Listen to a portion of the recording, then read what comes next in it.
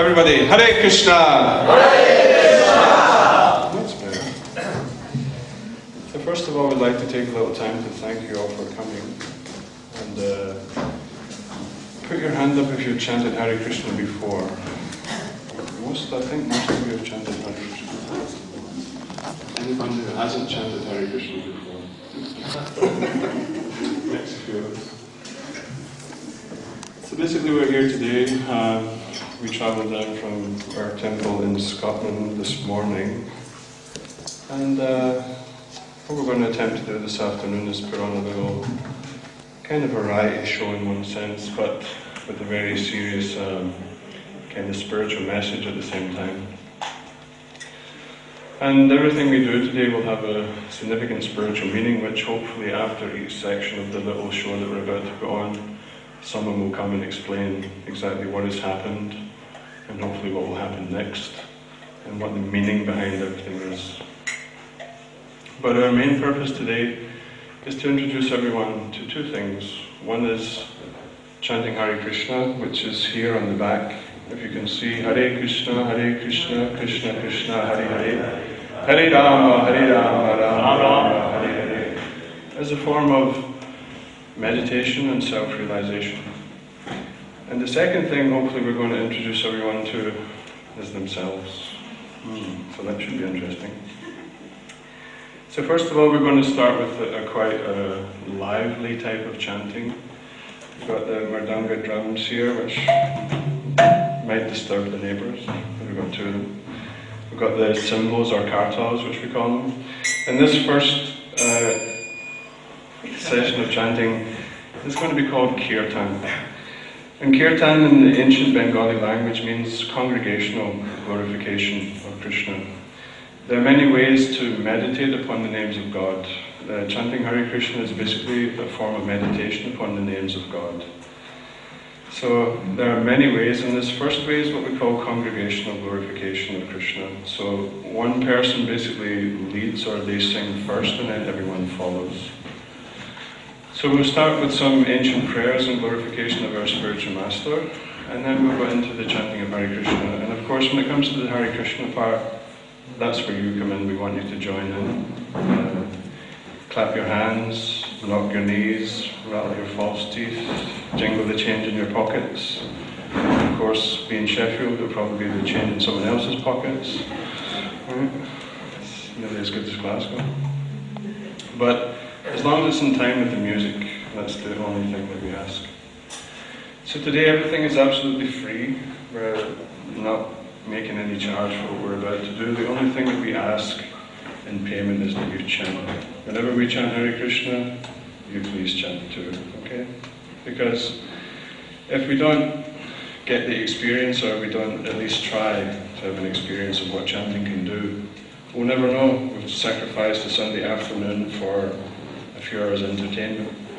But the real thing is that please simply join in whenever the chanting takes place. Okay, it's easy to see, it's there on the back, and don't feel shy or embarrassed. We should be the people that are shy and embarrassed. We're standing here with the unusual clothes on and making a noise, okay? Lord! Simon's definitely not shy. We've met Simon before. Okay, so after the first session of chanting, there'll be another little introductory talk. And then we're going to perform two dramas today. They're very short dramas, but they're very funny, but they have a very serious spiritual meaning also. Actually, for most of you who have come before, we were going to perform two new dramas today. But because the stage is kind of small and we don't have a room at the side to get changed in, we're going to go back to two that we already know, because it makes entrance a lot easier. That's the excuse anyway. Okay.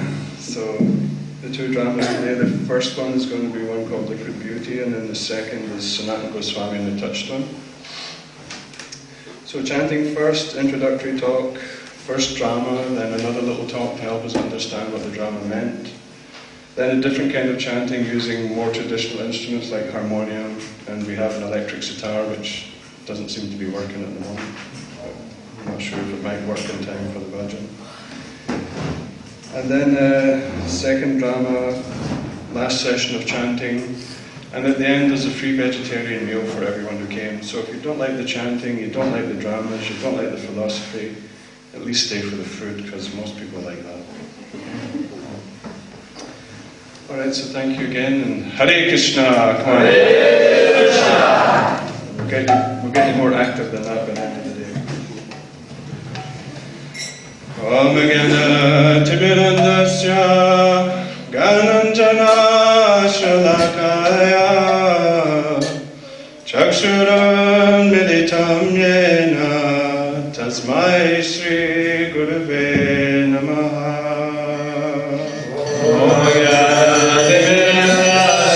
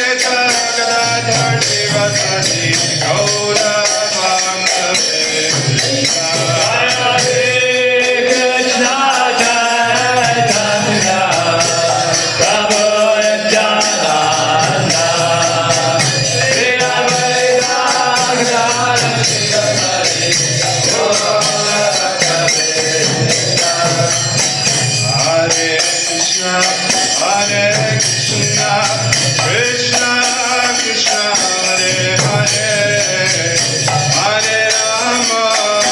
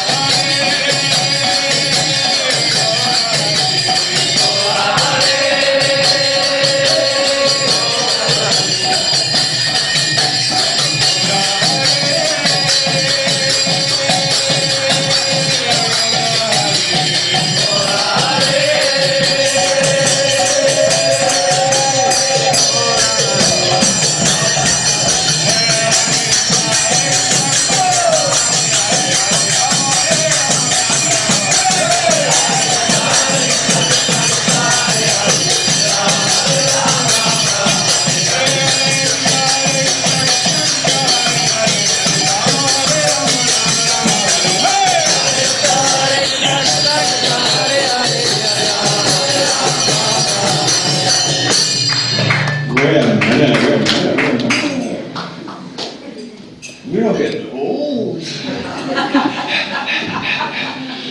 And you're all just sitting there. Well, let's have you all, let's have you all. I'm Come on then.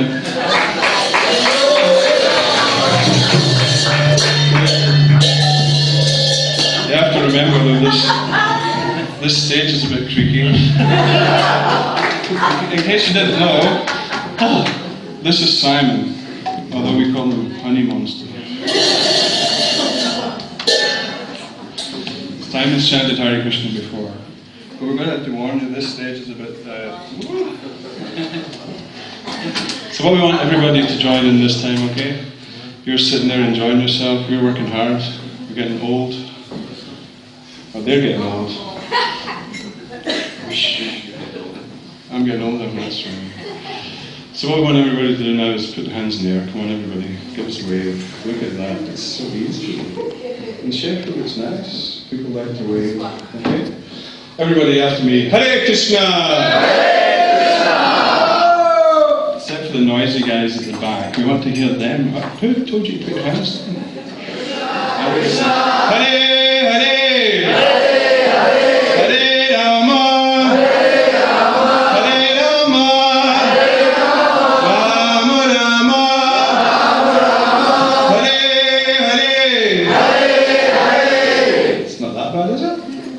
What we're going to do this time is, this is where we really find out who's who. We're going to ask all the men to put their hands up. Only the men this time. We've got no strange looking ladies here. Sometimes it's unusual, you get all sorts of people put their hands up. Okay, so this is only the men, right? Yeah, only the men this time. After after me. Hare Krishna! Hare Krishna! Minus him, because he's like 5 people at the one time. Again for the men. Hare Krishna! Hare Krishna! I can't hear anything but heaven. Okay, men can have a rest. The ladies, only the ladies this time. Come on ladies, get your hands up. Yeah, come on. Simon's having a few problems up here. Get your hands up. The ladies this time. After me. Hare Krishna! Hare Krishna!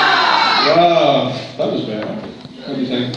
I think you can do a little better. Simon thinks the ladies can do a little better. Okay. Ladies again. Hare Krishna! Hare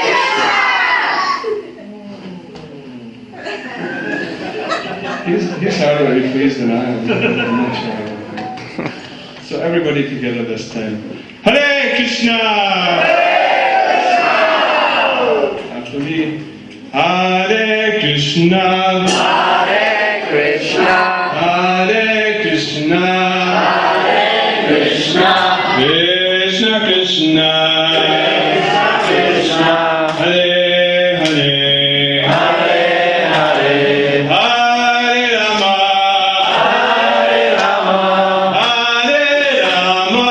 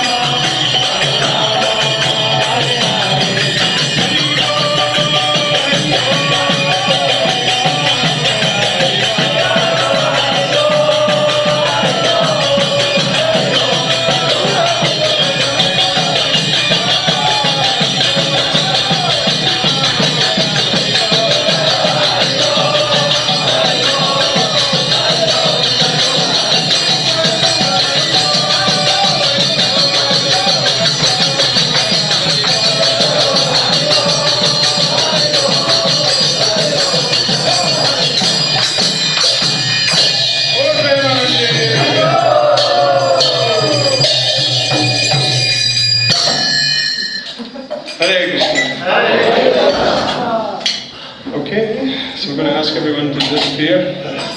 You go and have a seat again. You need a rest.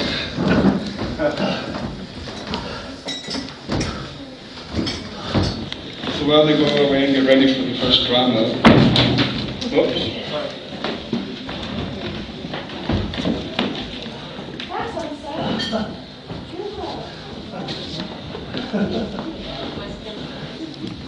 Oftentimes they wonder, or people wonder, why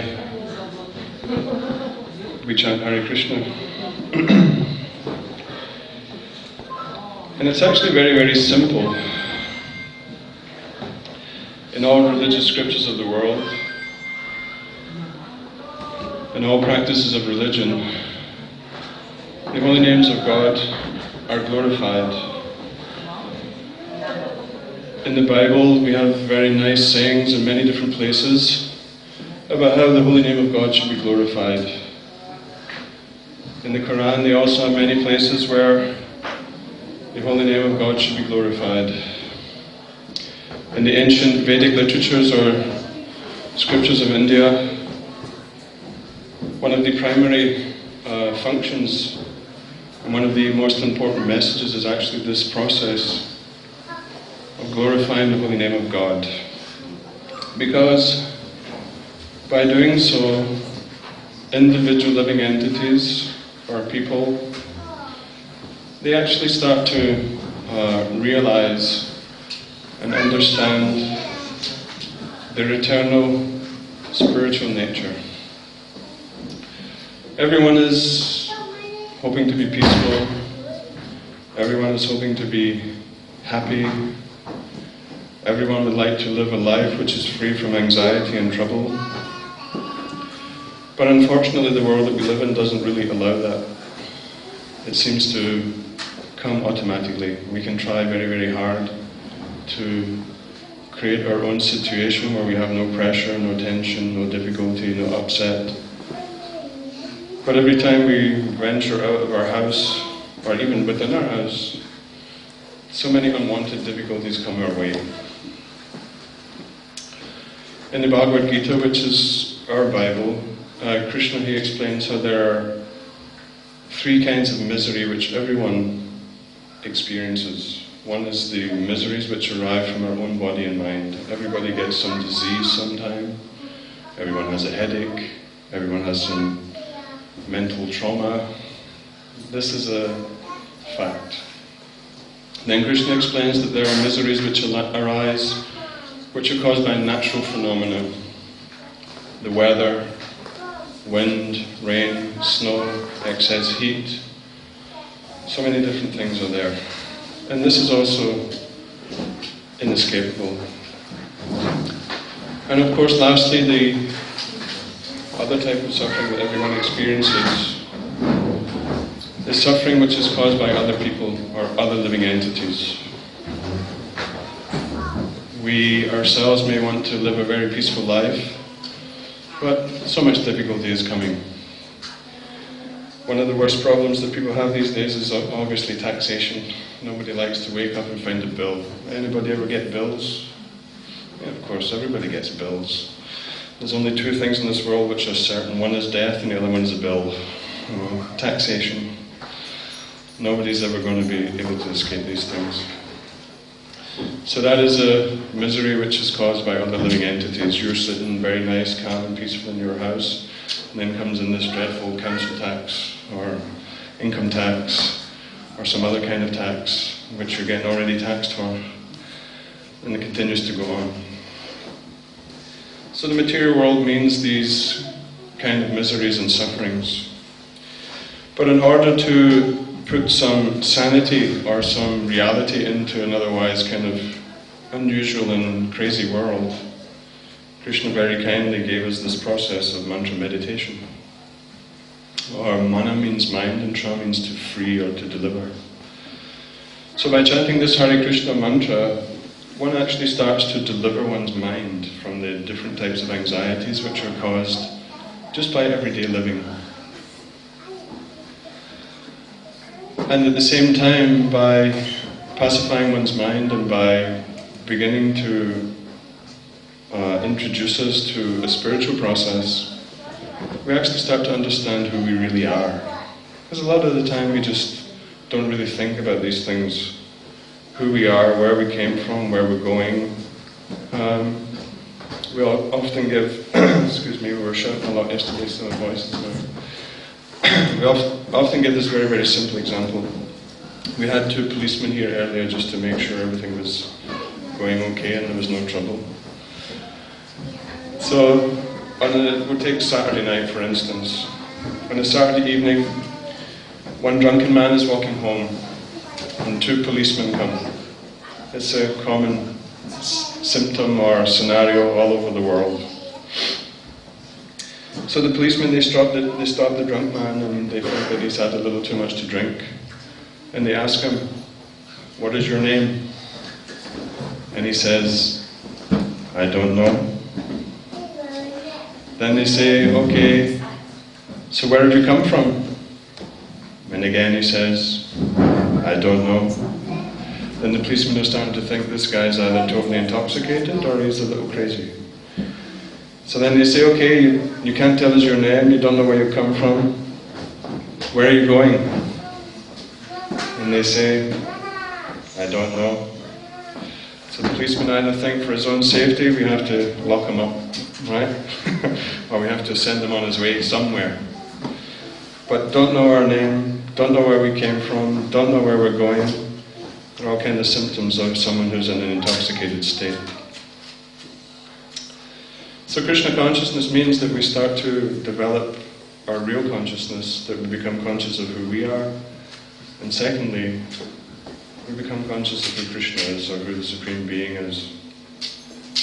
And this very, very simple process of chanting Hare Krishna actually does that. And that's why we travel all over the country, sometimes to different countries, just to introduce people to this chanting of the Hare Krishna mantra. So everything that you will see here today basically is going to center around that particular idea. And hopefully by the end of the day we'll have a more in-depth or a more, what would we say, solid understanding of why it is important to put aside a little time every day just to think about these other kinds of subject matter. Because by doing so, we can actually become very satisfied very quickly and very easily. It's like that, everybody's looking for that little time in their life when they become careless, right? When they become freed from anxiety. But the only way that that's actually going to happen is if we create a spiritual atmosphere. Because only in the spiritual atmosphere can one become freed from anxiety. The world that we live in is known as Kunta. Kunta in Sanskrit means a place of anxiety. And the spiritual world is known as Vaikuntha, or a place where there is no anxiety. So in order to help us realize a little piece of the spiritual world within our everyday activity, this chanting of Hare Krishna mantra is extremely important. And by doing so, we can have that particular experience ourselves. So our next item, if they're ready, is called Liquid Beauty. Hands up who's seen Liquid Beauty before? Yeah, quite a few of you have seen. But a lot of you haven't seen this. So this is a very, very nice drama. It's only short, it's about 15 minutes, maybe 20 at the most. And behind it there's a very, very serious spiritual message, although it's kind of difficult to see the way that the guys are going to perform the drama because it becomes very funny. But afterwards one of the other devotees will come and they'll help us to understand what is the meaning of the drama. I can't see that far. 2 minutes. Is that 2 minutes or Indian 2 minutes? 2 minutes could mean anything. So what we're going to do for you now, in the 2 minutes that we're waiting for them to come, we're going to ask Alo to come and Prashant to come. Come on. The reason why I'm asking these guys to come is because usually when we have the beginning of a program, they always disappear. They get shy and they never want to come and speak to anyone or see anybody. So I've called them both. Come on, lads. One side, one the other. So this is aloe. Where is aloe from? Mexico. Mexico. We even find Mexicans in Scotland. We turn them into devotees. And this one is called? Prashant. Prashant. Where are you from? India. Southall. He's from India. So what we're going to ask them is, we've done this many times before, in your best Spanish, what is the name for this? Micrófono. Micrófono. In other words, microphone, but a nice Spanish accent. Micrófono. And this one always cracks me up. What is the Hindi or the, what is it, what would you speak in South Canada? Okay, what is the Canada for this? He always uses the term mic because they don't have a Canadian word for microphone, so they incorporate English. But what would we say about shoes? What is shoe in Canada? Chapli. Chapli. And in Spanish? Zapato. Zapato. Oh, that sounds great. Now what's the name for God in Spanish? Dios. Dios. And what's the name for God in Canada? Diva. Deva. But what we're trying to get at here is there may be many different languages, but they're all describing the same thing. One word in the one language means shoe, one word in another language means microphone, one word in another language means spectacles, right? So in many languages all over the world we have the name God, we have Yahweh, we have Allah, we have Jehovah, we have Krishna, we have Buddha, we have Ram. There are many different languages, many different cultures, many different ways of thinking, many presentations, but they're all talking about the one same object. And that object is the supreme, all-powerful, creative being that we call Krishna. So we're very happy to have one from Mexico, one from Bangalore, we've got one from Scotland, we've got some from Hungary, we've got them from all over the world, and hopefully after the day we'll have a few from Sheffield. How does that sound? Okay. Yeah, it's not so easy in Sheffield. Simon, yeah, we're going to get Simon. Okay, so they're ready for the drama. And after the drama, I hope the nursing is going to come give you a little talk. Okay, everybody, Hare Krishna! Hare Krishna! They've fallen asleep already. Come on, better than that. Hare Krishna! Hare Krishna! There you go. Okay, let's go. Our work's done for the time being. So this, remember, is called Liquid Beauty. She loves me, yeah, yeah, yeah. She loves me, yeah, yeah, yeah. She loves me, yeah, yeah, yeah. Oh, she loves me, and I love her. I tell you, I've fallen in love with the most beautiful girl in the world. I tell you, any self-respecting young man would fall in love with this one. Oh, she's gorgeous. Imagine her face, like the rising sun. Her teeth are like rows of pearls. Her skin is like a rose blossom. Her hair is like tresses of molten gold. Oh, what beauty! My heart simply melts thinking. As soon as I saw her, I had to enjoy that beauty for my own. So I asked her. I said, "Darling, will you marry me?" And what could she say? I'm so handsome, chivalrous, charismatic, tall. And she said, "Of course I'll marry you." Oh, I shook from top to toe. Oh, she said, "I will marry you in 1 week." 1 week? 1 week? She said, "Yes, I will marry you in 1 week." I tell you, every moment has seemed like 12 years or more. Everything I do, I see her face. Everywhere I go, I hear her tinkling laugh. Oh, but today is the day that I will be able to enjoy that beauty forever. Ah, my fine, handsome young man. Oh, you seem very eager to meet somebody. Are you not the same young man who begged my daughter's hand in marriage 1 week ago? I am.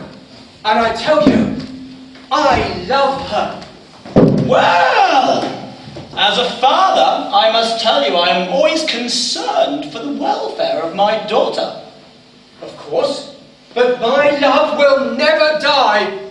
As long as the sun rises in the east and travels to the west, my love will never die. As long as the stars are twinkling in the sky, my love will never die. Do you know, young man, many men have begged my daughter to be their wife. Really? Yes, but somehow or another she's always managed to convince them otherwise. Not me, not me. My love is more true than anything. Anything, I tell you. I'm not like everyone else. Well, perhaps you will not manage to dissuade you, if your love is really true. Really true? I tell you, my love is more true than the sky is blue. Well, you do seem like a very determined young man. I am, and it's quite a long way, and time's getting short. Can we go? No, you run ahead. You are a young man. I will perhaps see you later. It's okay, see you.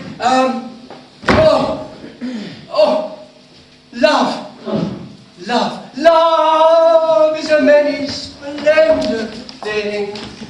Love is a many splendid thing.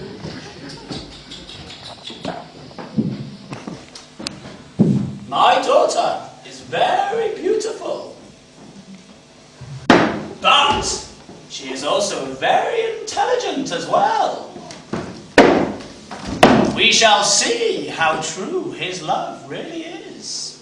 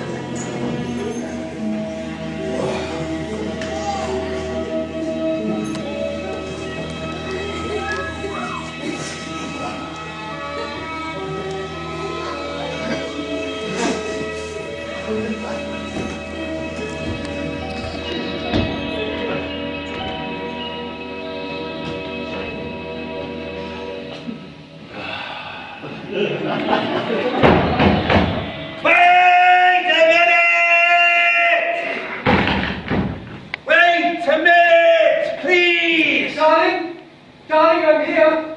Darling, where are you? Where? Darling. Oh, I'm looking for a beautiful young girl. Where is that beauty? I'm here, darling. I am that beautiful young girl. No, I don't think you understand. The beauty I'm looking for is enough to shake any man's heart. Her skin is like a ripe peach. Her fragrance is like a lotus petal. But you're very ugly and you're rather an old hag. Where is that beauty? Ah! That beauty Yes, you are looking for yes, is waiting for you. waiting for me. Over there, Over there. in the bedroom. The bedroom? In the bedroom. Oh, just waiting for you. Oh, look. She's resting underneath that cover. She must be exhausted, waiting up all those sleepless nights, awaiting her true love. Darling, darling, darling, I love you.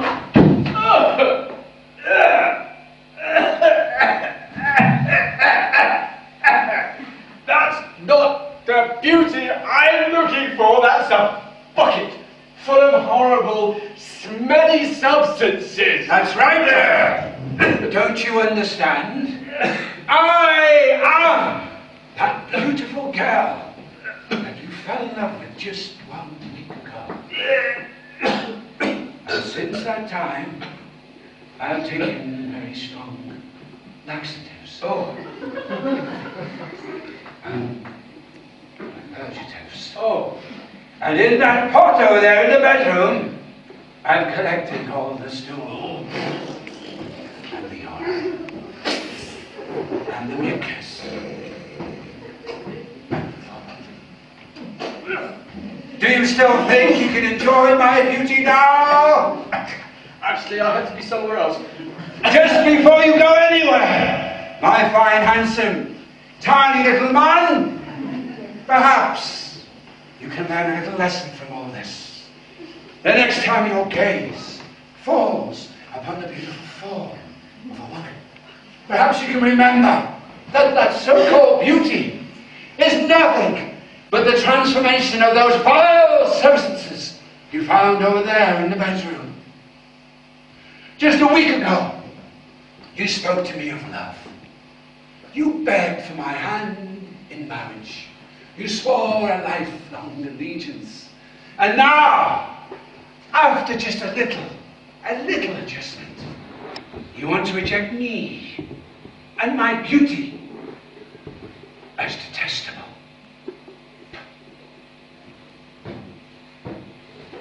They're all the same.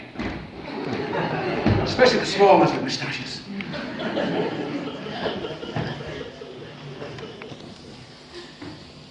She's right. No, I am. This body is just like a house in which I, the soul, am living. The bones are like pillars and crossbeams, covered with skin and hair and nails, and filled with mucus and blood and flesh. Who but a fool like me would think that he could find happiness and love in such a disgusting contraption as this? Wow. I thought that was it. I thought I had it down. I thought that was the one. I got it wrong.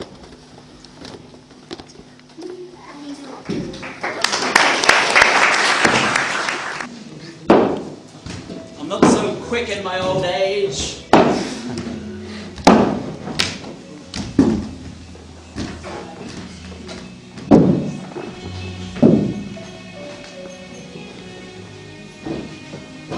True love? Does anybody really know what true love is? We hear so many people speaking of love. So many people singing of love. So many people falling in love. But until we know who we are, and until we know what we are, there can be no question of true love. No question at all.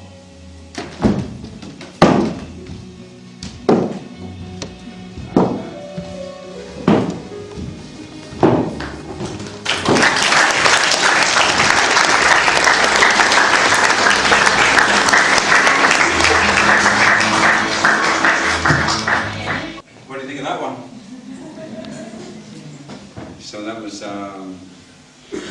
liquid beauty.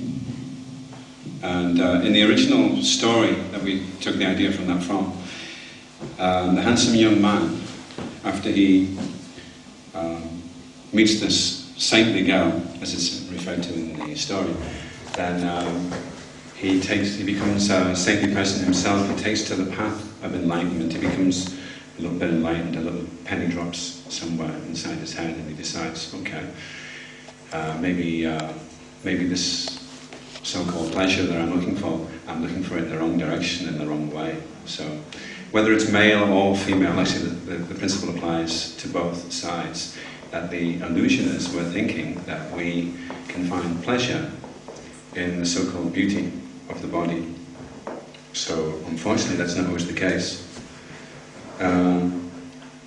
We see in today's society that they spend so much time trying to make their bodies look nice, so much emphasis placed upon the body, so much money, time, energy, right clothes, right type of makeup, right type of dress, so many different things to try and make their bodies look attractive so that they can attract somebody and have a nice relationship.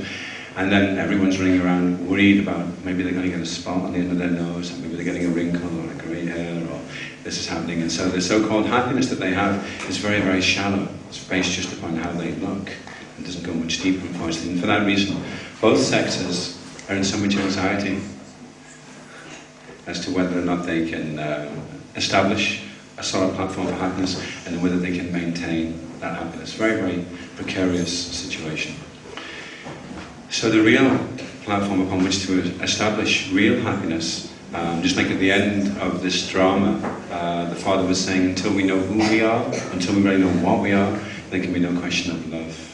I mean, love is a thing these days. It's taken very, very cheaply. When someone says they love, you can say, oh, I really love, I love that guy's music, or I love this type of ice cream, or I love, doing this, or I love doing that. And love is a very, very cheap thing. Love really just means I like something very much. It doesn't really go beyond. But if you actually examine what really is love, is somebody prepared to really commit themselves? If you say you love somebody, you're prepared to give your life for that person. In the drama here, the man, he loved the woman so much. And then just a little adjustment, and then he was off somewhere else. He had another pressing engagement. So much for his so-called love. So, what is real love in the Vedic culture? Love is explained. It's also determined by how much a person is prepared to sacrifice. Devotion, love, how much he's prepared to devote himself, how much he's prepared to give up of himself, of his time, his energy, his consciousness. And who can we really do that for? In the material world, we can have some appreciation, some love. But if we can establish our loving relationship and our loving appreciation of Krishna, who's the source of everything, the Supreme Person himself, then if you love Krishna, then that means automatically you love everything else. You love all his sons, his daughters, the trees, the birds, the rivers, all the different species of animals. If we can establish love for Krishna, then automatically we can establish love for everything else. So that's really, when you take to devotional service, when you take to spiritual life, it's not that you're becoming callous to everybody around you, but you're trying to develop your love for everyone, rather than just the selfish love that I love this person, or I hate that one, or I hate this, or I like this girl because she's very pretty, or I hate this girl because she's very ugly, or I like this man because he's got big muscles, and I don't like this man because he's a 3-stone weakling. And this type of love isn't really love actually at all. It's based upon attachment. If there's attachment to something, then in the material world there's always aversion to something. There's the equals and opposites. So it's only when we establish love on the absolute platform that then we can have love for everything else. And real love means selfless love. That's actually what real love. There's no motivation, nothing in it for us. Though. We're prepared to do something. You scratch my back, I'll scratch yours. But real love is based upon being able to give everything selflessly. That's really what love is all about. So we can judge a society, if we want to analyse how our society is progressing, by how the women in the society are being respected or protected, how they're being portrayed, or how they're not being protected and respected. And in society, if that respect isn't there and appreciation for the woman, then the whole blocks upon which society is built upon, which is the family units. This respect is there for the mother. The mother is seen as somebody that's very respectable, then the father can be respectful, then his dignity, then the children can be brought up very nicely. And if this is taken away, then the whole very foundation upon which society is built upon, then this starts to crumble, it starts to break down, and there's no appreciation anymore. In the Vedic scriptures it said that we should see every woman as our mother, or we should see every woman as our daughter, because she either is somebody's mother, and she's definitely somebody's daughter. So if we're not seeing it like that, then how would we like our daughter or our mother to be seen in society? Are we seeing them in the same way that we would like our daughter and our mother to be seen? So this respect, this appreciation has to be there, otherwise you end up with a chaotic society, and then you end up with, in the Bhagavad Gita it's referred to as Vana Shankara, which means unwanted progeny. Because when the women are not protected, then they become polluted, and then there are so many children that are not wanted, and then there becomes chaos in society. So that's what the idea behind doing the drama was, just to try and shed a bit of light there, or make us think a little bit more about, because society now, the thinking process is being very much controlled by the media, and by how we're supposed to be thinking and how we're supposed to be relating to things. And actually the way we're going, the direction that we're going in the West, is in the wrong direction. We're going into a direction which is full of ignorance and darkness and delusion. Whereas the path of the East is one which is to bring us to enlightenment, fulfillment, satisfaction, real knowledge, and everything culminates in becoming detached from things which actually are illusions, and to understand the difference between illusion and reality. That's actually the real welfare work, to try and establish what is an illusion and what is reality then. You know, if I love somebody, if I think I love somebody, do I really love them? Do I just love the way they look? Or do I really love them? Is my love real? How can I test myself to see if I really do have real love, real appreciation for someone? So, that was that. That was from an original story called Truth and Beauty. So really, real beauty, real truth can only be found when we become established on the spiritual platform. Okay, I'll leave it there then. Shri Krishna Bhagavan ki jai, Gauranga ki jai.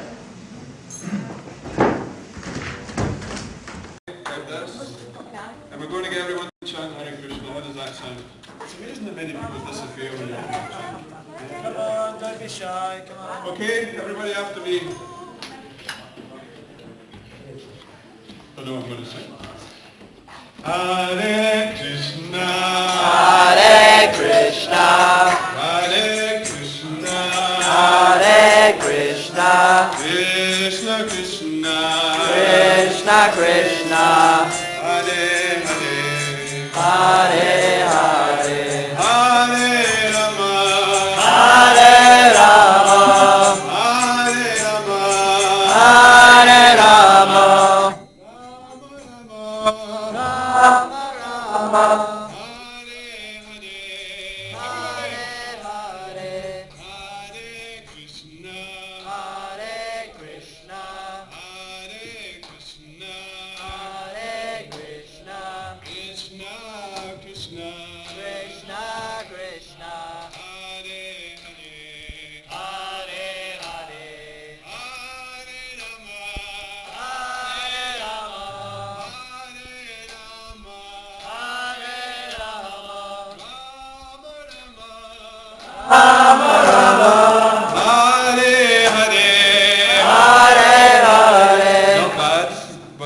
only this side of the hall this time chanting. You can still dance, but they're chanting, right? Okay, so we want to hear. You can still dance though.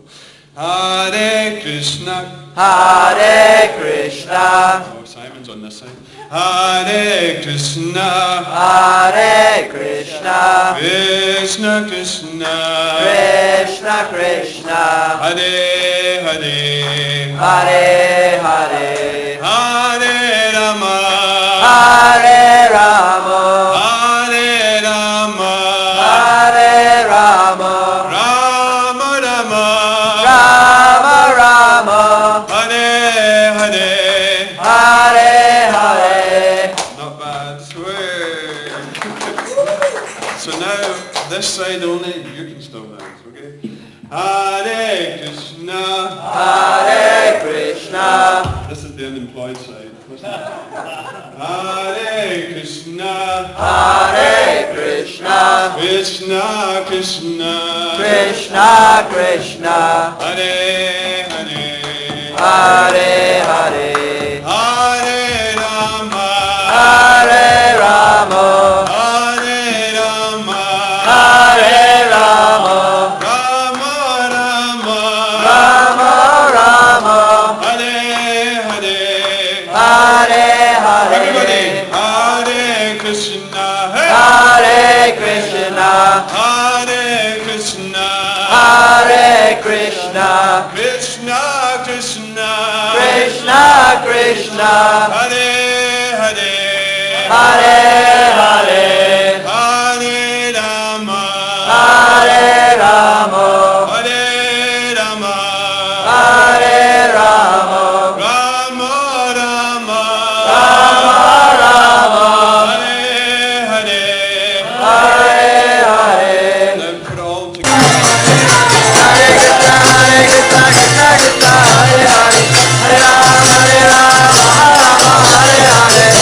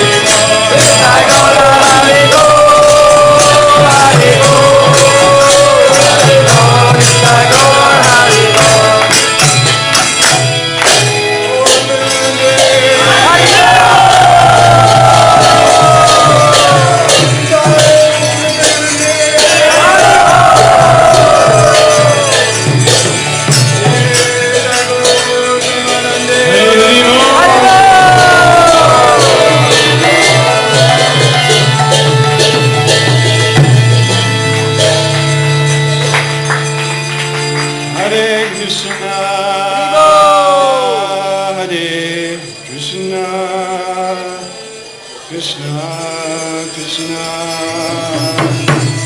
Hare Hare, Haribo! Hare Rama,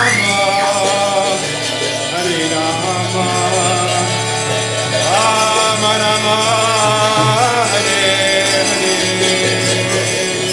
Hare Krishna! we can't hear you. Hare Krishna! Krishna Krishna! Hare Hare! Hare Rama!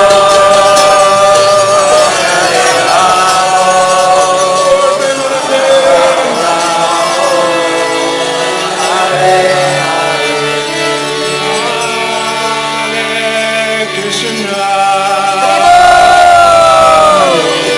Krishna,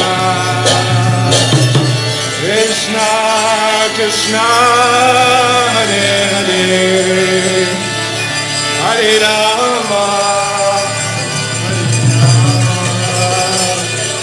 Rama Rama, Hare Hare. Everybody! Hare Krishna! Hare Krishna! Krishna Krishna! Hare Hare! Hare Rama! Hare Rama! Rama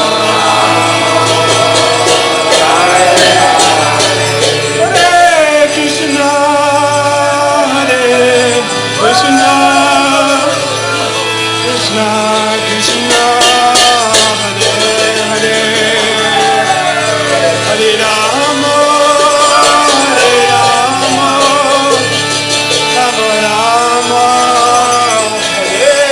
Hare Rama, Rama Rama, Hare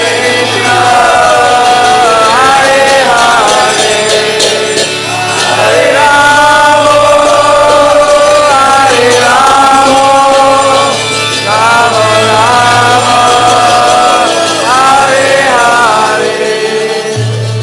Hare Krishna, Hare Krishna,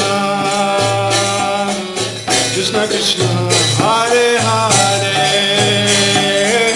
Hare Rama, Hare Rama, Rama Rama, Hare Hare.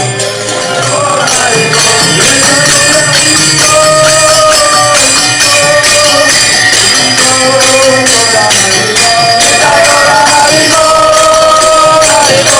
Hare Rama,